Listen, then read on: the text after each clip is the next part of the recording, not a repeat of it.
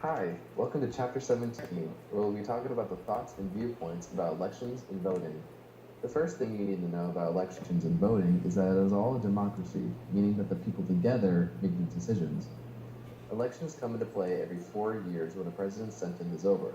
Then, the candidates organize their campaigns for a year before any voting actually begins. This allows the candidates to travel state to state to television messages, shaking hands, making speeches, or giving interviews. All this will sometimes cost around $2 million, not including what the candidates spend for their own campaign, which can be around $700 million. Voting comes after the candidate finished their campaign run. And for any candidates to be elected president, they need to get 270 of 538 available electoral votes. Candidates who won the largest number of votes in any state will get all the state's electoral votes. Larger states such as California, New York, Texas, and Pennsylvania carry the most electoral votes. So candidates will look out for them. The most who voting comes in after all the candidates finish their campaign run. For any candidates who to be elected president, they would need 270 of the 538 available electoral votes. Candidates who win the largest number of votes in any state will get all the state's electoral votes. Larger states such as California, New York, Texas, and Pennsylvania carry the most electoral votes. So candidates who want to win will definitely look out for them. Let's go to the thought bubble. Going into the thought bubble, voting is not a privilege, it's a right. It is also heavily vital for the success for the American democracy. The right to vote, or suffrage, is the foundation of American democracy. But before the American Revolution, there were restrictions for women, African Americans, people who didn't own property, pay taxes, or not members of the dominant religious group. In the 1800s, state legislatures abolished the property requirements. By the mid-1800s, white men had achieved universal suffrage. Women's suffrage has not been addressed. The fight for women's right to vote grew popularity until 1914, when they were allowed to vote in 11 states. Women's suffrage did not go into full effect until after World War I, when the 19th Amendment was ratified worldwide. African American suffrage went into effect with the 15th Amendment in 1870s.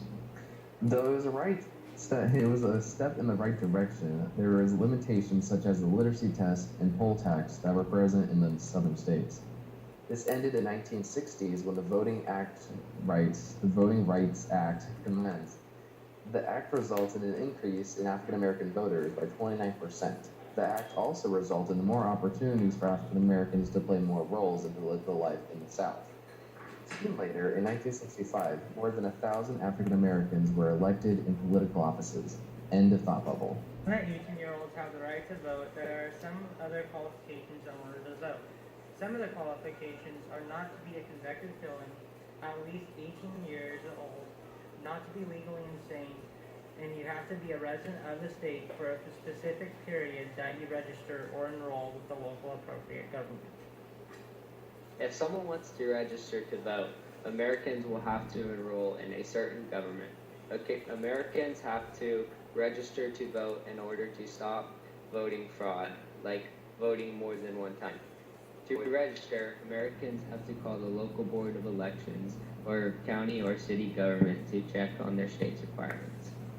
The typical voting procedure takes place at a voting place. In a voting place, you need to go to a clerk or election judge's table and sign in by writing your name and address on an application form. Then the clerk will read your name aloud and pass application to a challenger, a local election official representing a political party. Next, the challenger compares your signature to your voter registration form. If they match, the challenger initials your form and returns it to you. Then you give your form to one of the judges and enter the booth to vote. A voter's personal background, like upbringing, family age, occupation, income level, and general outlook on life, can affect someone's decisions. For example, a 68-year-old citizens would probably vote for the candidate who promised an increase in Social Security. A voter's education, religion, and ethnic background can also affect their attitude towards certain candidates. Loyalty to political parties is also a huge influence on the voter's decision, like voting for a candidate because they are a Democrat. Another thing to worry about when voting is propaganda. Propaganda uses ideas or rumors to influence an opinion. Some candidates will use certain celebrities in order to sway a voter's opinion. This is present during the Clinton 2016 election.